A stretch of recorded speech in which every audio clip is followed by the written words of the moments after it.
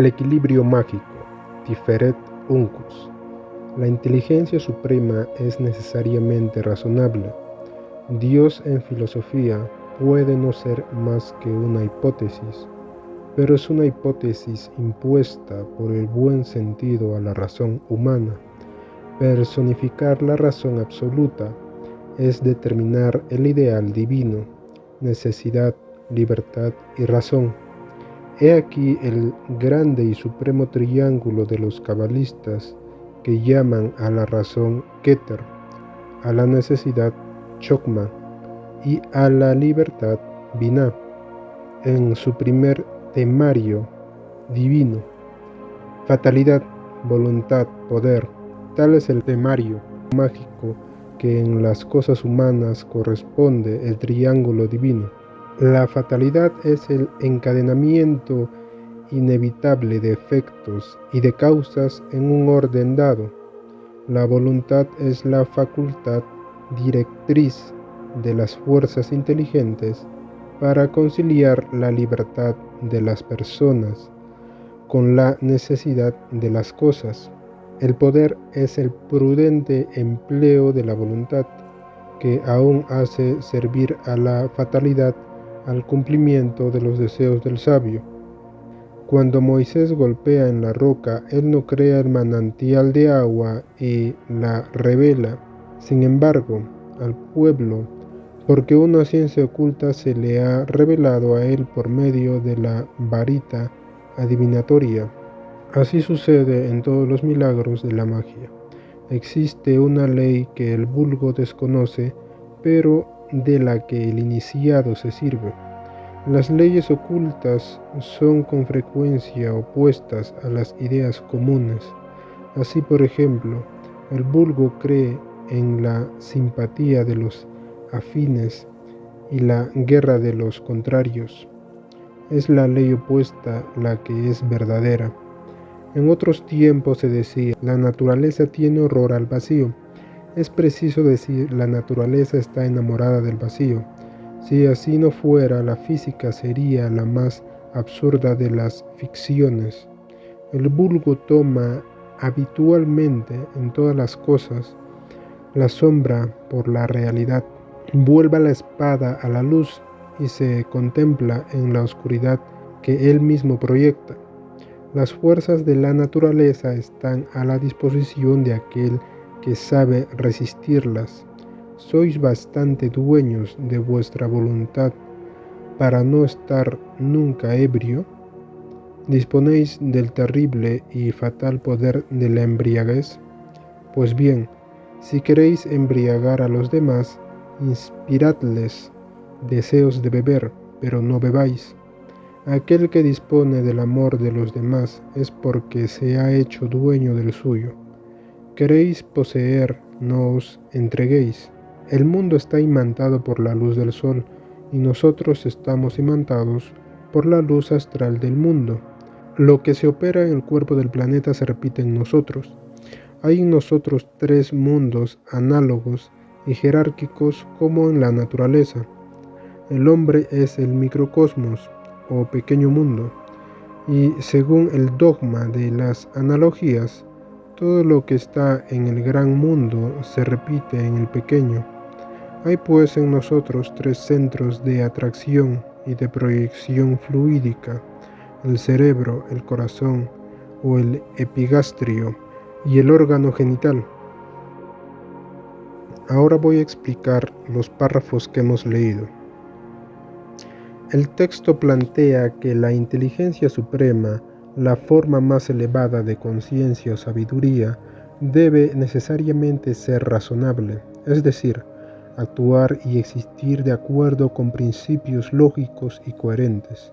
Aunque en filosofía la idea de Dios puede considerarse solo una hipótesis, una posibilidad más que una certeza, esta hipótesis no es arbitraria. Es una necesidad que el buen sentido impone a la razón humana para explicar la existencia y el orden del universo. Cuando se habla de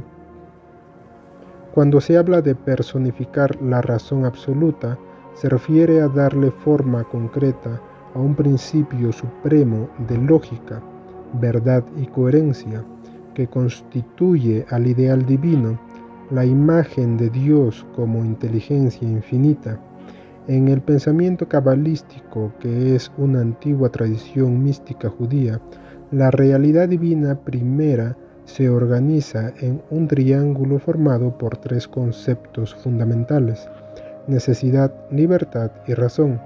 A cada uno de estos principios se les da un nombre en hebreo dentro del árbol de la vida.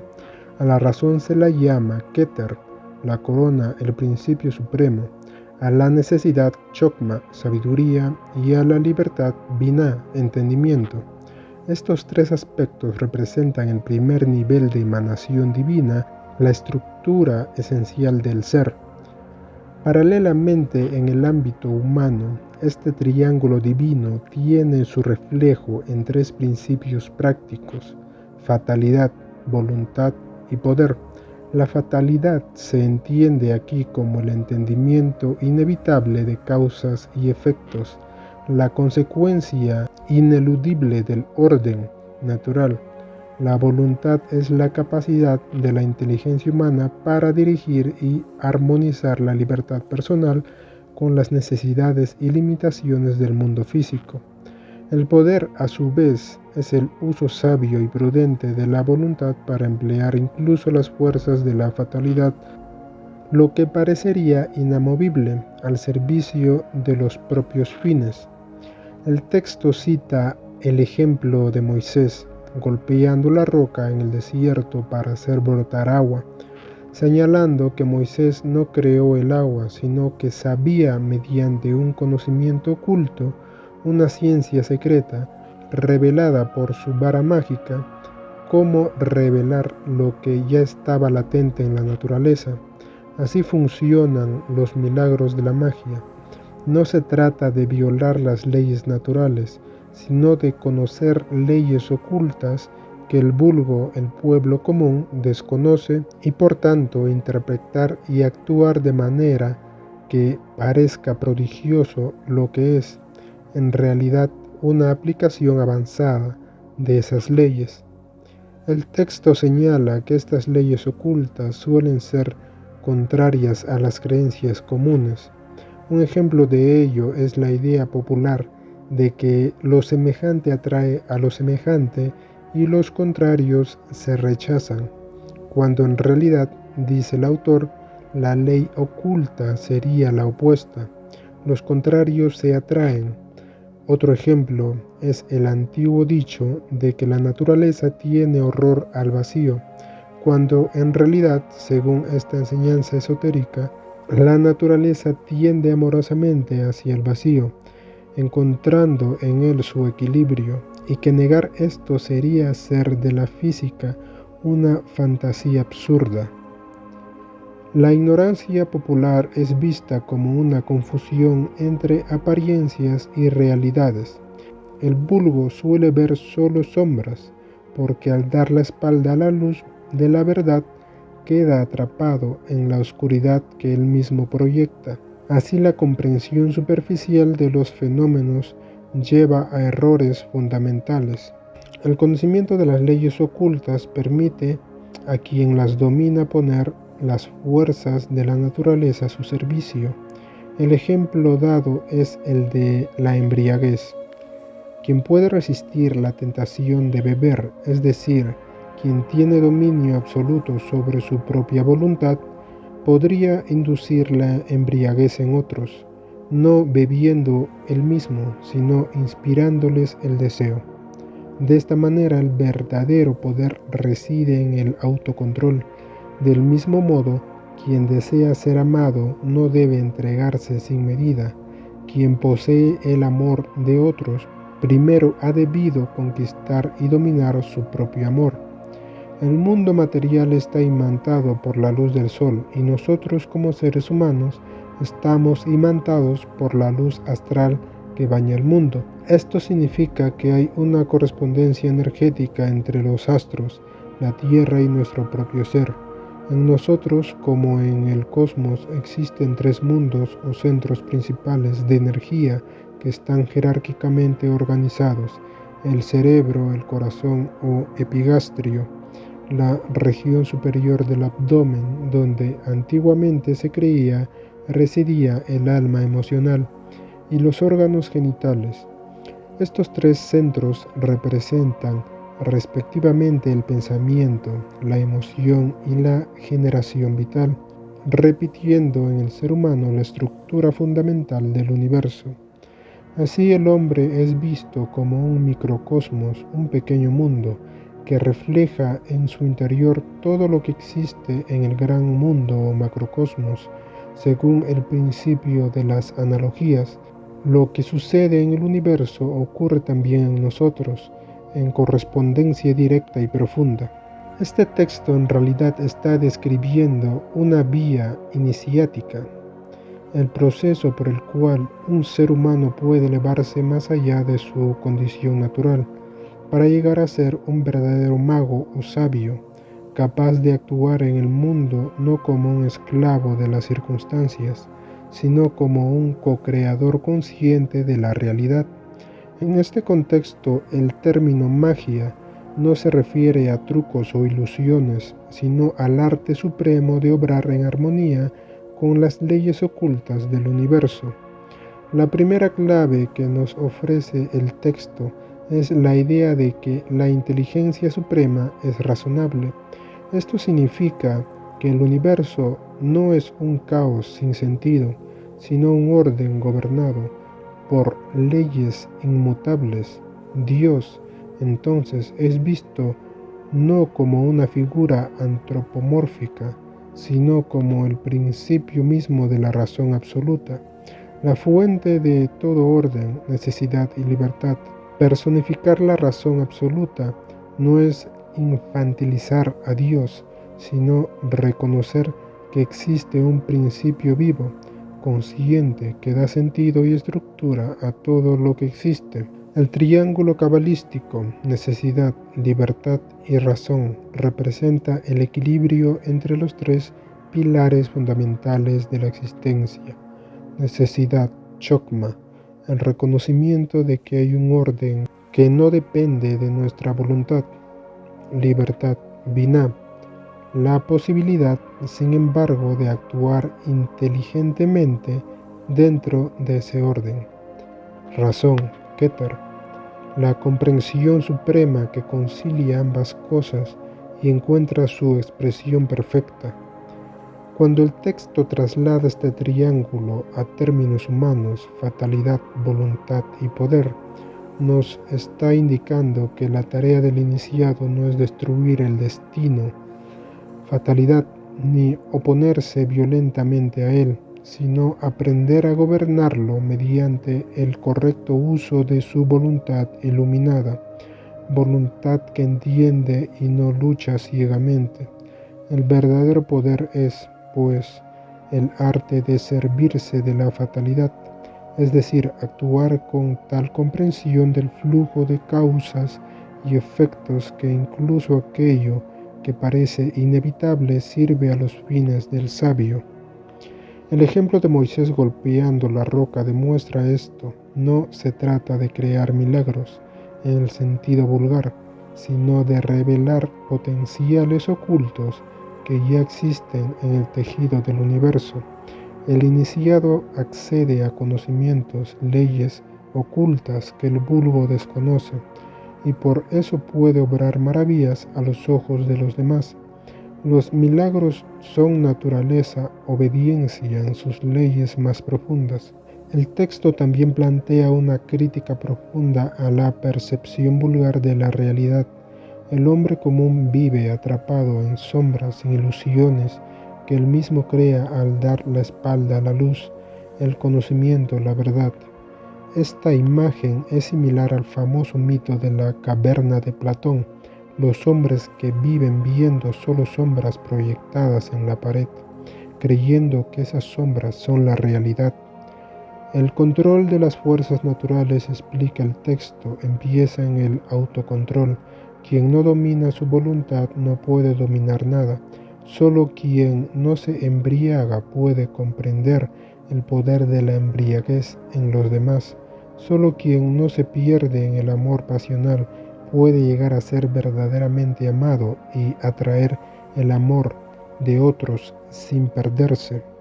Aquí se revela una enseñanza hermética crucial: poseer sin ser poseído. La analogía de los tres centros, cerebro, corazón, órganos genitales, indica que el ser humano debe armonizar sus tres mundos: el mundo intelectual, pensamiento claro y razonado; el mundo emocional, sentimientos elevados y gobernados por la inteligencia; el mundo vital, la energía creadora y sexual canalizada y no disipada. Esta triple estructura refleja los tres mundos del cosmos: el mundo espiritual, el mundo anímico o psíquico y el mundo material.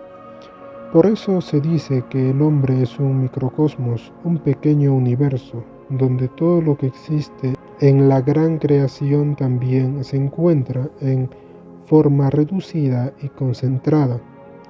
El conocimiento de estas correspondencias permite al iniciado actuar sobre sí mismo y sobre el mundo de manera mágica, es decir, conforme a las leyes verdaderas y profundas de la naturaleza, no a las apariencias ni a las supersticiones del vulgo. Este texto enseña que el camino hacia el verdadero poder espiritual no consiste en rebelarse contra el orden de las cosas, sino en comprenderlo, armonizarse con él y ejercer una voluntad lúcida que no es esclava de los impulsos. De esta manera, el hombre puede convertirse en un verdadero magus, un maestro de sí mismo y del universo. A partir del análisis profundo de este texto, comprendemos que el ser humano no es una entidad aislada ni separada del universo, sino su reflejo vivo, su imagen concentrada en un punto consciente. El hombre, como microcosmos, contiene dentro de sí las mismas estructuras, leyes y principios que gobiernan el macrocosmos. Esta visión rompe con la concepción vulgar y fragmentada que suele tenerse de la vida, en la cual el ser humano es visto como un accidente separado, sin verdadera conexión con la totalidad. El conocimiento que nos transmite el texto nos lleva a una afirmación trascendental: nosotros somos el mismo Dios y el mismo universo, viéndose a sí mismo, experimentándose a sí mismo y viviéndose a sí mismo a través de nuestra conciencia.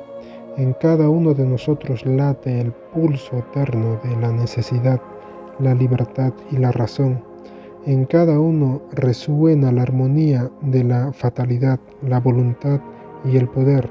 Somos entonces expresión viva del todo, manifestándose conscientes del infinito, que al reconocerse en sí mismo cumple el propósito más elevado de la existencia, el autoconocimiento del absoluto a través de sus propias criaturas. Esta verdad luminosa, sin embargo, no es accesible para todos. El vulgo, la gran masa humana, permanece ciega a esta realidad profunda, no por una limitación intrínseca de su ser, sino por efecto de los programas limitantes que ha puesto el sistema manipulador del mundo. Este sistema, compuesto de doctrinas dogmáticas, ideologías superficiales, miedos infundados y deseos dirigidos, mantiene a los hombres en la ignorancia de su propia naturaleza divina, los distrae con sombras, haciéndoles dar la espalda a la luz, atrapándolos en la ilusión de que son pequeños, débiles, fragmentados y separados. Por eso el iniciado, aquel que emprende el sendero del conocimiento verdadero, debe romper con los velos de la ilusión, vencer los condicionamientos mentales y emocionales que el sistema le ha impuesto desde su nacimiento y reencontrarse con la verdad olvidada de su ser. Comprender que el universo no está fuera de él, sino que vibra en su mente, en su corazón y en su energía vital, y que cada pensamiento, cada emoción, cada acto consciente es una participación directa en el acto eterno de creación y renovación del cosmos. La conclusión esencial que podemos extraer entonces es esta: somos el todo, no como un concepto abstracto o metafísico distante, sino como una realidad concreta, viva y operante.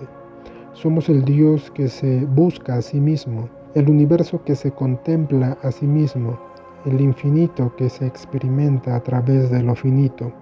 Nuestra verdadera misión es despertar de la ilusión, conquistar la libertad interior y mediante la sabiduría reinar en nuestro propio ser como reyes del microcosmos y co-creadores conscientes en el macrocosmos. Solo desde esta comprensión profunda y liberadora podemos trascender las cadenas invisibles del sistema manipulador y restaurar en nosotros la memoria sagrada de quienes verdaderamente somos, manifestaciones vivas de la luz, la razón y el amor absoluto.